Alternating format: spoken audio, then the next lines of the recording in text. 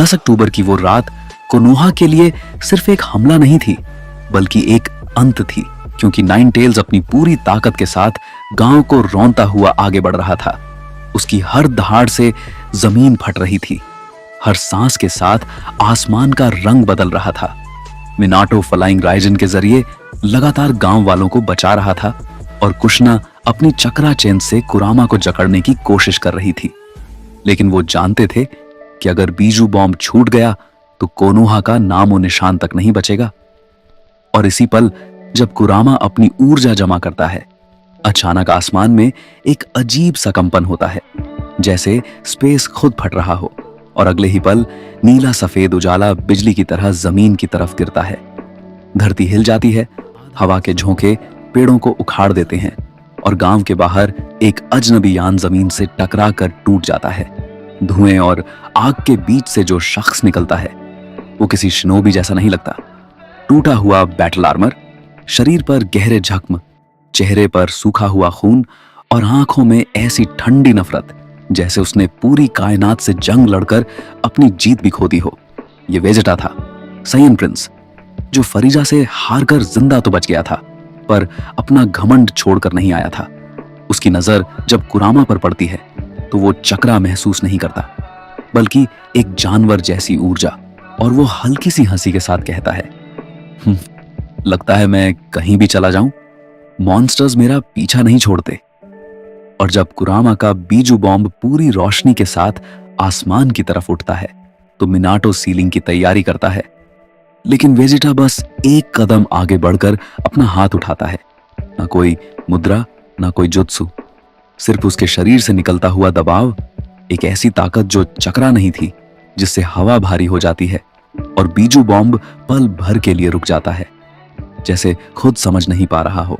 फिर वेजिटा घायल होने के बावजूद अपनी ऊर्जा जमा करता है और एक दबा हुआ गैलिक गन छोड़ता है, जो बीजू बॉम्ब को सीधा आसमान में धकेल देता है, जहां एक भयानक विस्फोट होता है और पूरी रात रोशनी से भर जाती है। मिनाटो सदमे में रह जाता है, क्योंकि उसने ऐसी ताकत पहले कभी महसूस नहीं की थी। कुशना इसी मौके का फायदा उठाकर अपनी चेन से कुरामा को और मजबूती से बांध लेती है और कुरामा पहली बार पीछे हटता है।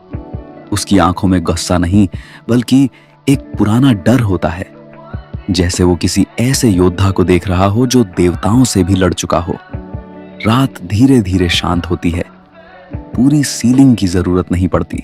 मिनाटो और कुशना जिंदा रहते हैं, और जब सब कुछ थोड़ा संभलता है तो वेजिटा अपने तबाह हो चुके स्पेसशिप की तरफ देखता है, जिसके हर सिस्टम खत्म हो चुके होते हैं। तभी उसके कानों में एक बच्चे के रोने की आवाज पड़ती है, नारुतो उजुमाकी। और जैसे ही वेजिटा उस बच्चे को देखता है, वो एक अजीब सी लाइफ फोर्स महसूस करता है, कच्ची और जिद से भरी हुई, और वो अपनी मुट्ठी कसकर मन ही मन सोचता है कि शायद ये ग्रह उसके लिए सिर्फ कैद नहीं, बल्कि एक नया युद्ध बनने वाला है, क्योंकि जब तक वो यहां फंसा रहेगा, वो इस बच्चे को कमजोर नहीं रहने देगा। नाइन टेल्स की तबाही के बाद कोनोहा की रात भले ही शांत हो गई थी, लेकिन उस शांति के नीचे कुछ टूट चुका था। गांव अपने जख्म गिन रहा था, और उसी बीच वेजिटा पहाड़ी की चोटी पर खड़ा इस अजनबी दुनिया को देख रहा था। उसका स्पेसशिप पूरी तरह नष्ट हो चुका था, हर सिस्टम खत्म, हर रास्ता बंद। और पहली बार साइयन प्रिंस को एहसास हुआ कि वो सच में फंस चुका है। उसी पल मिनाटो उसके पास पहुंचा, सावधान लेकिन आक्रामक नहीं, क्योंकि वो समझ चुका था कि अगर ये आदमी दुश्मन होता तो उस रात कोनोहा बचता ही नहीं। मिनाटो ने उससे पूछा कि वो कौन है, लेकिन वेजिटा ने जवाब नहीं दिया। उसकी नजर सिर्फ उस बच्चे पर थी जो कुशना की गोद में चुप हो चुका था, नारुतो उजुमाकी। और जैसे ही वेजिटा ने उसकी तरफ देखा, उसे उसी तरह की जिंदगी की आग महसूस हुई जैसी साइयन बच्चों में होती है, कच्ची, बेकाबू और भूखी। वेजिटा को उस रात अपनी हार याद आ गई, फ्रीजा की हंसी, जमीन पर गिरा हुआ उसका शरीर, और एक ऐसा गुस्सा जो अब भी उसके अंदर जल रहा था। उसने ठंडी आवाज में कहा, इस बच्चे को अगर ऐसे ही छोड़ दिया गया तो ये या तो खुद को मार डालेगा या सबको। कुशना ने नारुतो को कसकर पकड़ लिया, लेकिन मिनाटो चुप रहा, क्योंकि वो समझ रहा था कि ये चेतावनी है, धमकी नहीं। वेजिटा ने आगे कहा कि इस बच्चे के अंदर कोई दानव नहीं, बल्कि एक ऐसी ताकत है जिसे अनुशासन चाहिए, और अनुशासन वो सिखा सकता है। कोई प्यार नहीं, कोई दया नहीं, सिर्फ प्रशिक्षण। मिनाटो ने भारी दिल से हामी भरी, क्योंकि उसने उस रात देख लिया था कि वेजिटा जैसी ताकत को रोका नहीं जा सकता, बस दिशा दी जा सकती है।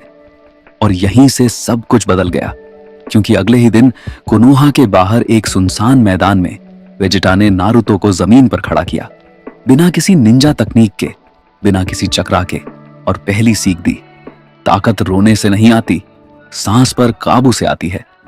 और जैसे जैसे दिन गुजरते गए, नारुतो का बचपन छिनता गया। कोई खेल नहीं, कोई आराम नहीं, सिर्फ गिरना, उठना और फिर गिरना। वेजिटा हर बार उसे जमीन से उठाता नहीं था, बल्कि इंतजार करता था कि वो खुद उठे। और हर बार जब नारुतो रोता, वेजिटा की आवाज गूंजती, सैयन गिरता है लेकिन रेंगता नहीं। और इसी निर्दय प्रशिक्षण के बीच नारुतो के अंदर कुछ जागने लगा।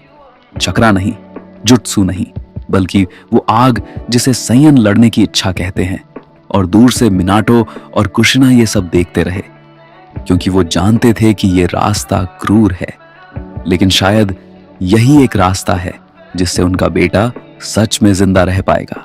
और यहीं पर इस कहानी का पहला अध्याय खत्म होता है, जहां एक टूटा हुआ सैयन प्रिंस इस धरती पर फंस चुका है, और एक ऐसा बच्चा जिसे दुनिया कमजोर समझती है, अब उस योद्धा के हाथों आकार लेने वाला है जिसने देवताओं से भी लड़ाई की है।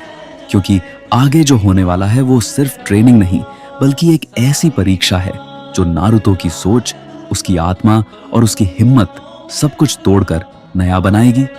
लेकिन उस कहानी को सुनने से पहले ये आप पर निर्भर करता है। अगर आप चाहते हैं कि पार्ट 2 आए, जहां नारुतो पहली बार अपनी असली ताकत को छुएगा और कोनोहा समझेगा कि इस बच्चे को बदलने की गलती या सही फैसला किया गया है, तो इस वीडियो को 500 व्यूज और 10 लाइक्स पूरा करवा दीजिए। चैनल को सब्सक्राइब कीजिए और इस कहानी को हर उस दोस्त तक शेयर कीजिए जिसे एनीमे सच में पसंद है, क्योंकि अगला पार्ट पहले से कहीं ज्यादा खतरनाक होने वाला है।